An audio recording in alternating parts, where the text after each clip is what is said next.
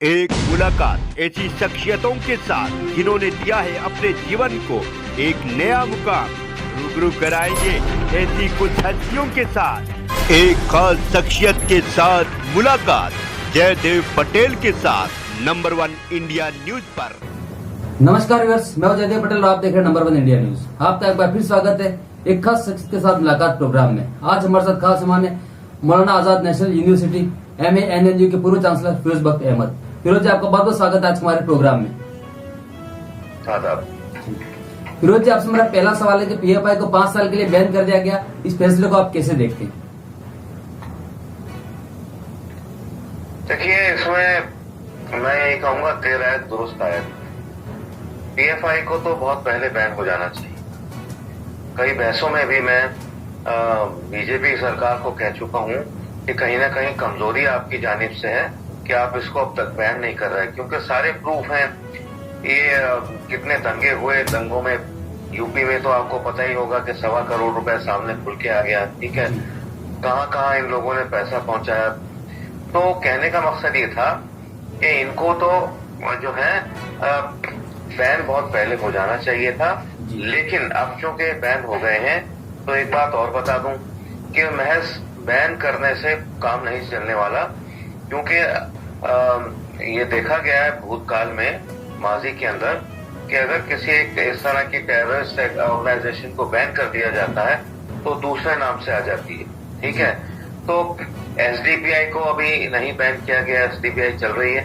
तो मेरे कहने का मकसद ये है कि बैन करना एक चीज है, लेकिन कुछ काम ऐसा होना चाहिए कि इनका जो ये माइंडसेट है, खेतो माइंडसेट है, और मोस्टली लोग केरला के हैं।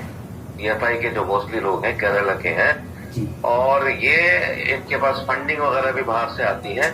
तो इनको जिस तरीके से इनको किसी ने ब्रेन वॉश किया है, ठीक है ना, वो जो ब्रेन वॉश है, वो ब्रेन वॉश जो है यू टर्न उसका होना चाहिए, और उसको इस तरह से इनको समझाना चाहिए। देखिए, आप भारत में पले बड़े हैं, जो भी कुछ है आप भारत की वजह से हैं, और आखिर क्या वजह है कि आप लोग भारत के खिलाफ खड़े हो गए। एक आप पैरेलल गवर्नेंस चलाना चाह रहे हैं, एक तो मोदी जी का गवर्नेंस है, एक आप गवर्नेंस अपना चलाना चाह रहे हैं। तो ये इस तरह से ठीक नहीं है, ये गैर कानूनी है, गैर इस्लामी भी है, और अबव ऑल ये गैर इंसानी है। तो मैं तो इसको देखता हूँ, मैं वेलकम करता हूँ PFI का जो बैन हुआ है सरकार के जरिए, और मैं सरकार से कहूंगा कि कोशिश इस तरह की होनी चाहिए कि ऑर्गेनाइजेशन तो बैन हो गई, लेकिन वो जो माइंडसेट है वो अभी चल रहा है। जी फिरोज जी, इससे जुड़ा मेरा सर आपसे अगला सवाल है कि सर कहीं न कहीं सर इसको साथ साथ सर अंतिक जो है वो भी शुरू हो गई है। कई पार्टी और कई मौलाना ये कह रहे हैं कि RSS और VSP को भी बैन कर देना चाहिए, वो भी कहीं न कहीं एक तरीके का हिंदू सांप्रदायिक फैला रहे हैं। इसको आप कैसे देखते हैं? ऐसा है कि जहां तक इसका ताल्लुक है, जो लोग कहते हैं, इसको इक्वेट करते हैं PFI को और RSS को, मैं समझता हूं कि वो RSS को समझे नहीं है। मुझे पता नहीं कि वो RSS को PFI से इक्वेट क्यों कर रहे हैं, कोई मतलब ही नहीं बनता। मेरे नजदीक जो है RSS, मैं बचपन में समझता था कि RSS जो है एक बहुत ही खतरनाक ऑर्गेनाइजेशन है, मुसलमानों के खून की प्यासी है। जैसा टोन टेन्योर जो जिस हम बस्ती में वहां पले बड़े हैं, पुरानी दिल्ली की, वहाँ ऐसे होता था।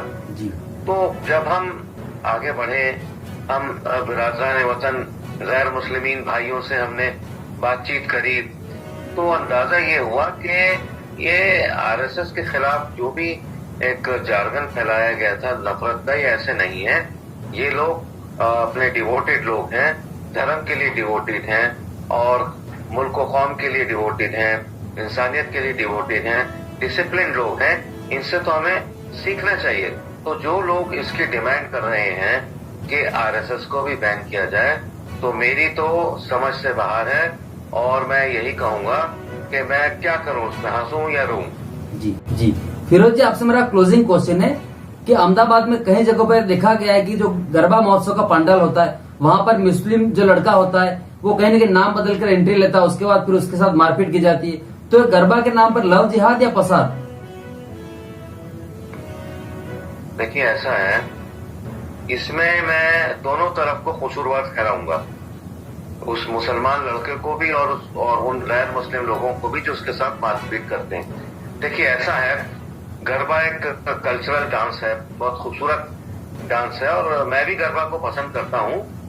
तो अगर उसको मतलब वहां डांस करना था तो किसी जानकार को कहता भाई देखो हूं तो मैं मुसलमान, लेकिन मेरी रगों में जो है गरबा बसा हुआ है, बचपन से देखता चला आया हूं और मैं चाहता हूं कि इसका हिस्सा बनूं और मुझे आप किसी से रिक्वेस्ट करके, तरीका ये था उसका, और वो हिंदू बन के चला गया, फिर पता चल गया, फिर वो, अब ये चीज देखिए हिंदुस्तान अनफॉर्चुनेटली जो भी आप उसको माने बहुत सेंसिटिव है मजहब के मामले में, धर्म के मामले में। तो अगर वो चलो चला गया था, हिंदू बन के चला गया था, अब एक्सपोज हो गया, पता चल गया, तो ये मारपीट नहीं होनी चाहिए थी।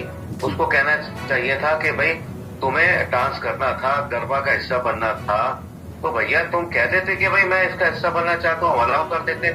मेरे ख्याल से इस तरह से होना चाहिए था, वो मारपीट भी नहीं होनी चाहिए थी, उसको नाम बदल के भी नहीं आना चाहिए था, क्योंकि ये चीजें फिर जैसे मैंने पहले कहा बहुत ज्यादा देर तक नहीं चलती हैं। जी फिरोज जी, आपने नंबर 1 के लिए समय निकाला, उसके लिए आपका बहुत बहुत धन्यवाद।